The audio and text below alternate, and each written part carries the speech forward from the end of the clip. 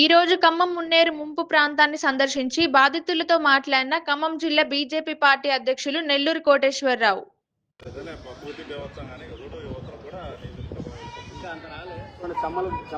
గోడలు ఖరాబ్ అవుతున్నాయి.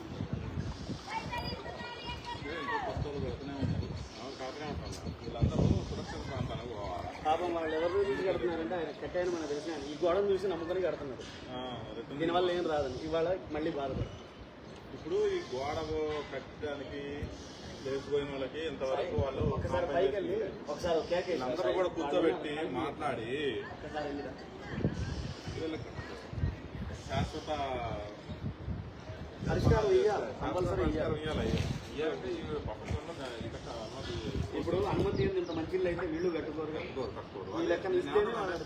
3 నెలలకు ఒకసారి 6 నెలలకు ఒకసారి ఇట్లా వరదలు వచ్చి ఇబ్బంది పడేది. అంటే శాస్త్ర నిర్మాణాలు చూపిస్తే ఇదే ల్యాండ్ వాల్యూ మీద ప్రజలు స్వచ్ఛందంగా పోతారు. అది ప్రభుత్వం చొరవ తీసుకోవాలా.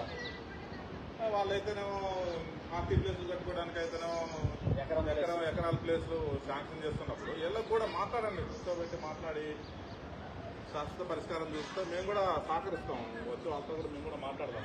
అసలు అంటే వాళ్ళు పంపి ఖాళీ చేపిస్తూ ఉంటున్నారా లేకపోతే అసలు ఏం లేదు, వాన వచ్చిందంటే పునరావాస కేంద్రాలు పంపడం ఇక్కడ కానీ